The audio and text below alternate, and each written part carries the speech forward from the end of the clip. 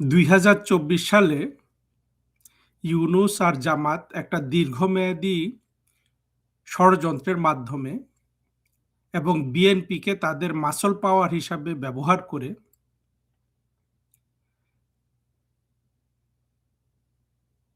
একটা জঙ্গি আন্দোলন করে সেই আন্দোলনে শিশুদের খুন করে মহিলাদের রাস্তায় নামিয়ে দিয়ে তাদের দিয়ে নানান ধরনের অভিনয় করিয়ে তারপরে আপনার আমেরিকান টাকা দিয়ে বাংলাদেশে যারা নাটক সিনেমা করে ওদের অনেককে নামিয়ে সবাইকে দিয়ে মানুষের আবেগকে কুক্ষিগত করে ওরা শেখ হাসিনা সরকারকে ফেলে দিল। জাতির সাথে এই যে একটা প্রতারণা করলো, একটা বেয়াদবি করলো, জাতির সাথে একটা প্রহসন করলো, এর কিন্তু যে যে পাপ তারা করলো এরপরে এগুলোর কাফারা ওরা দিতে শুরু করেছে তখন থেকেই।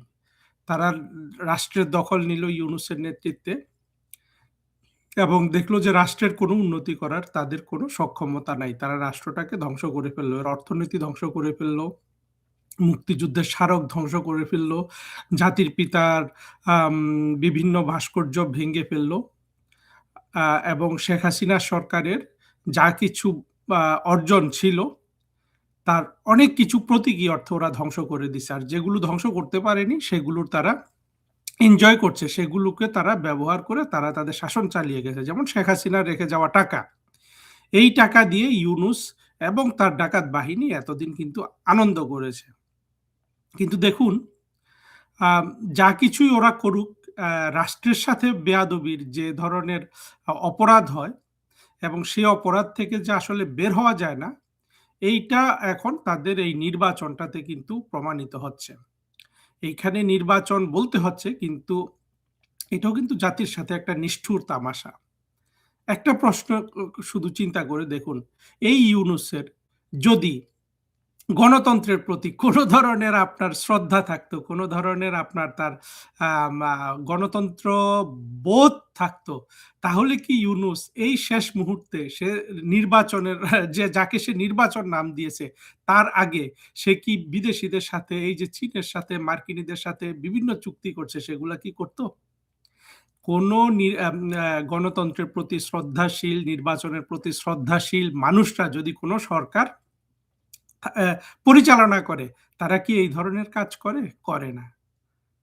বাংলাদেশের যে সমস্যা, এটা এখান থেকেই খুব গভীরভাবে মানুষের উপলব্ধি করতে হবে যে যেই সব চোর ডাকাত বাংলাদেশের মানুষকে মাঝে মাঝে ২, ৪, ২০ বছর পর এসে দখল করে, যে শেখ হাসিনা বা বঙ্গবন্ধু বা ওনাদেরকে বাংলাদেশের যে মূলধারা আওয়ামী লীগকে আপনার প্রতিস্থাপিত করে তাদেরকে নানান ধরনের স্বৈরাচার, ফ্যাসিস্ট কিংবা ভারতের দালাল ট্যাগ দিয়ে মানুষের সেই ধর্মীয় আবহে গড়ে ওঠা অনুভূতিকে নিয়ে খেলে দখল করে ওরা যে দেশটাকে বারবার ধ্বংস করে, ধ্বংস করার জন্য ওরা যে আসে এবং ওদের ভেতরে এমনকি কারো সদুদ্দেশ্য থেকে থাকলেও তারা যে সেটা কোনোভাবেই পরিপূর্ণ করতে পারবে না, তার এই চরম উদাহরণ কিন্তু ইউনূস এবং তার ডাকাত গোষ্ঠী প্রতিষ্ঠিত করলো।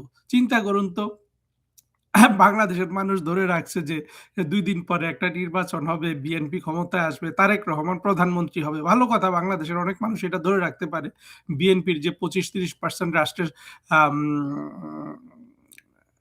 ইয়ে সমর্থন আছে তারা ধরে রাখতে পারে। কিন্তু বলুন তো, ইউনূস যে এতগুলা এই বিদেশিদের সাথে চুক্তি করছে, এতে কি ইউনূস তারেক রহমানের প্রতি এতটুকু সম্মান দেখাচ্ছে? যাকে তার সমর্থকরা মনে করছে যে ২ দিন পরে উনি প্রধানমন্ত্রী হচ্ছেন? না, দিচ্ছেন না। কোনো ধরনের মানে যে রেসপেক্টটা নির্বাচনে জিতবে এমন একটা দলকে দেখানোর কথা, সেটা কি ইউনূস দেখাচ্ছে? দেখাচ্ছে না। আমি এই ইউনূসের এই অপমান অনুভব করছি, না করলেও তারেক রহমানের কিন্তু ঠিকই করার কথা। এখন তারেক রহমান যদি অতি দুর্বল মানুষ হয়ে থাকেন, যার দুর্বলতা আমরা অতীতে অনেক দেখেছি, এখন তারেক রহমানকে অনেকে ম্যাচিউর মনে করছেন। বাস্তবতা কি জানি না।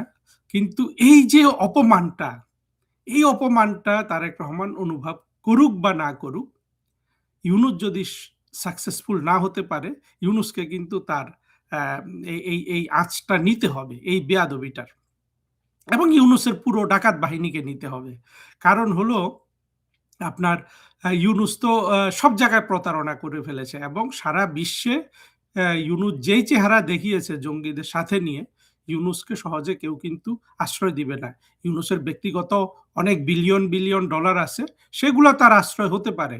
কিন্তু এটা এত সহজ হবে না। কারণ ইউনূস এই প্যাচ থেকে সে আসলেই বের হতে পারবে না এবং বের হওয়ার চেষ্টাও তার মধ্যে নাই। তার যে এত ধরনের চেষ্টা, এই যে আপনার চুক্তি করা, এগুলো কিন্তু আম এগুলোর ই ই ইয়ে কিন্তু একটাই। এগুলোর ২ টো জিনিস আছে। ১ম টা হলো যে ইউনূস তার এই আ ক্ষমতায় থেকে যেতে চায়, রাষ্ট্রপতি হিসাবে হোক, যেভাবে হোক। অনেকে বলাবলি করছে যে জুলাই যে সনদ বানিয়েছে সে সনদের সনদকে পাশ করি ইউনূস থেকে যেতে চায়। আসলে ইউনূস থেকেই যেতে চায়। ইউনূস যদি থেকে যায়, রাষ্ট্রপতি হোক, যা কিছু হোক, তাহলে কিন্তু ইউনূসের পুরো ডাকাত বাহিনী কিন্তু সেফ। একজন কিন্তু টিকে গেলে ইউনূসের ওই ডাকাত বাহিনীর কাউকে কিন্তু কেউ ধরতে পারবে না। অর্থাৎ আম ধরার সেই সুযোগ ইউনূস রাখবে না। ইউনূস ওই চালাকিটা জানে। কিন্তু এই অপরাধ যে করছে ইউনূস, চালাকি করে থেকে যাওয়ার, এটা কিন্তু বিএনপি অনুভব করছে। এখন জামাত, এনসিপি ওরা তো আবার ইউনূসের কোয়ালিশন। তার মানে হলো ইউনূস এই শেষ মুহূর্ত পর্যন্ত চেষ্টা করছে যে জামাত এবং এনসিপিকে ক্ষমতায় রাখা। এবং ইউনূস যেহেতু আমেরিকানদের সাথে, পশ্চিমাদের সাথে অ্যালাইড, সুতরাং বোঝাই যাচ্ছে যে তাদের ১ম পছন্দ কিন্তু এখানে সেই জামাত, এনসিপি। ১২ তারিখের পরে কি হবে এটা আসলেই খুবই দেখার বিষয়। কিন্তু যেই জিনিসটা হবে সেটা হলো ইউনূসের জন্য কখনোই ভালো হবে না। ইউনূস যদি সত্যিকারে ১২ ফেব্রুয়ারি বা যেকোনো সময় একটা নির্বাচন দিয়ে যদি সেফ এক্সিট পেত, সেটা হতো ইউনূসের জন্য সবচেয়ে ভালো। আসলে ইউনূসের পর্যায়ের একজন অপরাধী, যেভাবে অপরাধে জড়ায়, অপরাধের পর অপরাধে জড়ায়, একবার ক্ষমা পায়, ২ বার ক্ষমা পায়, ৩ বার, ৩য় বার আর ভালোভাবে ধরা খায়। ওই ক্ষমা অনেকবার পেয়েছে ইউনূস। ইউনূস একেবারে জন্ম থেকে বা যেদিন থেকে সে গ্রামীণ ব্যাংক প্রতিষ্ঠিত করেছে, সেদিন থেকে সে কিন্তু বাংলাদেশের মানুষের সাথে অপরাধ করে যাচ্ছে। নানান ধরনের আপনার প্রতারণার অপরাধ, বাংলাদেশের গ্রামীণ দরিদ্র মহিলাগুলোকে বিদেশে আপনার সে এক্সিবিট করে সে নিজের পকেট ভরেছে। সেই বছরের পর বছর ২০০০ অত সালে সে দারিদ্রকে গ্রামে মিউজিয়ামে পাঠিয়ে দিয়ে দিচ্ছে। ২০০০ অত সালে দারিদ্রকে মিউজিয়ামে পাঠিয়ে দিচ্ছে। সে জিরো কার্বন এমিশন করবে, অর্থাৎ কার্বন ডাই অক্সাইড জিরো হয়ে যাবে তার তত্ত্বের ফলে। তারপরে দারিদ্র জিরো হয়ে যাবে, তারপর বেকারত্ব জিরো হয়ে যাবে। এই নানান ধরনের সস্তা প্রতারণার মাধ্যমে একটা অপরাধী সারা পৃথিবীকে আপনার বেকুব বানিয়েছে এবং ২০২৪ এই যে একটা নিষ্ঠুর জঙ্গি কোয়ালিশন, সেটার নেতৃত্ব নিয়ে সারা পৃথিবীর সাথে ইউনূস, সারা পৃথিবীর সামনে ইউনূস কিন্তু উলঙ্গ হয়ে গেছে। আমি মনে করি ইউনূসের মতো একটা অপরাধীর এটাই পরিণতি হয় এবং এটার শেষ ফিজিক্যালি ইউনূস কতটা আম আ রক্ষা পাবে সেটা আ আ আমাদের এখন দেখার বিষয়। এর মধ্যে কিন্তু ইউনূস দেখেন বা আওয়ামী লীগের নেতাদের, এই যে রমেশ চন্দ্র শীল নামে একজনকে কয়দিন আগে মেরে ফেললো। তার আগে নুরুল মজিদ হুমায়ুনকে মেরে ফেললো। এই আওয়ামী লীগের ২ মন্ত্রী নেতা। এগুলো নিষ্পাপ মানুষ ছিল। কিন্তু এগুলোকে এমন নিষ্ঠুরতার সাথে এরা কাজ করে যে লোকগুলো মরে গেলেও কিন্তু ওদের হাত পা ওরা বেঁধে রাখে। এবং আওয়ামী লীগের আজকে যত নেতা কর্মী আপনার ইয়েতে আছে, আমরা যেসব খবর পাই, তারা যারা এই ইউনূসের কারাগারে বন্দী আছে তাদেরকে ঠিকমতো তারা খাবার-দাবারও দেয় না। আর যত ধরনের অপমান আছে তো সেগুলো করছে। আপনারা যদি মনে করেন যে এসবের কোনো শাস্তি ইউনূস পাবে না, তাহলে আসলে আপনারা পৃথিবীর নিয়ম সম্পর্কে আপনারা কিছুই জানেন না। আপনারা আ আসলে মনে করেন যে এই দুনিয়াটা অপরাধীদের। আসলে দুনিয়াটা অপরাধীদের নয়। দুনিয়াটা হলো আপনার সবসময় ভালো মানুষদের জন্য। এখন ২৪-এর এই জঙ্গি কোয়ালিশনের একটা আছে আপনার কি যে জামাতে ইসলাম। সবাই ভাবছে যে ইসলামিক ব্যাংক ভালো চালিয়েছে, ইবনে সিনা হসপিটাল ভালো চালিয়েছে। বাংলাদেশের ক্ষমতা হাতে পেলে খুব ভালো চালাবে। আমি চাই জামাত অতি সহসা বাংলাদেশের ক্ষমতাটা হাতে নিক, বাংলাদেশকে ওরা চালাক। কেমন ভালো চালাবে আমি দেখতে চাই। দেখুন,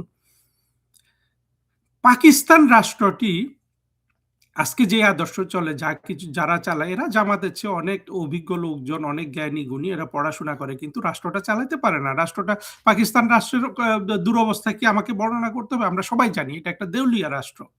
ওদের কিন্তু ভালো নিয়ম আছে। ওদের দেখবেন সুপ্রিম কোর্টে বা হাইকোর্টের যারা বিচারপতি, তারা মাঝে মধ্যে হইরই, সারা পৃথিবী হইচই ফেলে দেয়। আজকে ইমরান খানকে বিরুদ্ধে একটা করে, কালকে নওয়াজ শরীফের বিরুদ্ধে একটা করে। বা কি সাংঘাতিক! হ্যাঁ, বিচার বিভাগ এরকম সুনাম আমরা পাকিস্তানের দেখি না। পাকিস্তানিরা এই আমাদের বাংলাদেশে এই যে জুট মিল চালিয়েছে না, যে ওদের যে বড় বড় শিল্প প্রতিষ্ঠানগুলো ছিল, কিন্তু তারা কি রাষ্ট্রটা ভালোভাবে চালাতে পেরেছিল? পারেনি। কারণ কি জানেন? কারণ হলো, রাষ্ট্র চালাতে হলে আপনার সুনীতি দরকার। সুনীতিটা কখনো ধর্মীয় নীতি হতে পারে না। পাকিস্তান তো কাগজে কলমে একটা ইসলামিক রাষ্ট্র, যদিও পাকিস্তান এখনো টিকিয়ে রেখেছে একটা ধনিক শ্রেণীর, কি বলবো, জমিদার শ্রেণীর, পশ্চিমা শিক্ষায় শিক্ষিত আপনার সেকুলার গোষ্ঠী। কিন্তু তারা যে ওই সংবিধান, ধর্মীয় সংবিধান তাদের হাত পা বাঁধা, ফলে সেই রাষ্ট্রের দুর্নীতি সহ নানান কিছুর আপনার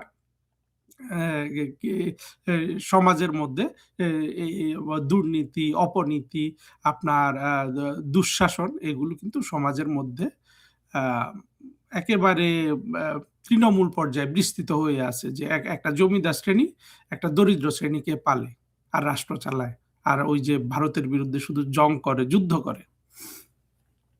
জামাত যদি ক্ষমতায় আসে, ওই জামাত একই অবস্থা করবে। জামাত আরো খারাপ করবে, কারণ জামাতের মধ্যে কোনো সুসভ্য শিক্ষিত কোনো লোকজন নাই। ওরা অনেক ভালো ভালো কথা বলছে। এই ভালো ভালো কথাগুলো ময়ে আপনি পড়তে পারেন, আপনি জামাতকে ভোটও দিতে পারেন। আমি ব্যক্তিগতভাবে তো বারবার বলছি যে আমি চাই জামাত এসে বাংলাদেশটাকে শাসন করে দেখিয়ে দিক ওরা কি দিতে পারে। মানুষের যেমন অনেক আকাঙ্ক্ষা ছিল যে ইউনুস কি করতে পারে একটু দেখি। হ্যাঁ, ১.৫ বছরে তারা দেখেছে ইউনুস কি করতে পারে। যদি আর ১.৫-২ বছর তারা দেখে জামাত কি করতে পারে, বাংলাদেশ কিন্তু হয়তোবা চিরস্থায়ী একটা মুক্তি পাবে এই এই নেগেটিভ শক্তিটা থেকে। আর তাহলে বিএনপির কি হবে? বিএনপি যদি ক্ষমতায় আসে, সে ২০০১ থেকে ৬ পর্যন্ত যা করেছে তার চেয়ে খারাপ করবে। কারণ ২০০১ থেকে ৬ পর্যন্ত বিএনপিতে কিছু তো মানুষ ছিল, খালেদা জিয়া ছিলেন এবং আরো কিছু মানুষ ছিল যারা অন্তত ভালো মন্দ বুঝতো। এখন তারেক রহমানের আমলে তো কোনো কিছু বোঝে এমন কিছুর প্রমাণ আমরা দেখতে পাচ্ছি না। সে বিএনপির মধ্যে বিএনপি আধা আধা আধা জঙ্গি বলতে পারেন।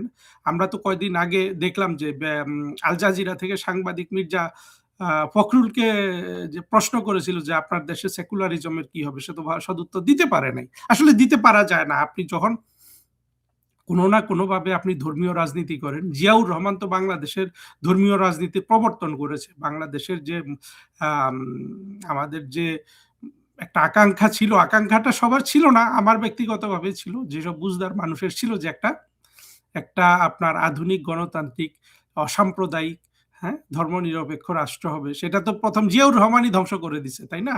সে জিয়াউর রহমানের দল, জিয়াউর রহমানের সন্তান, তারা কি করে ওইখান থেকে ফিরবে? ফিরতে পারবে না।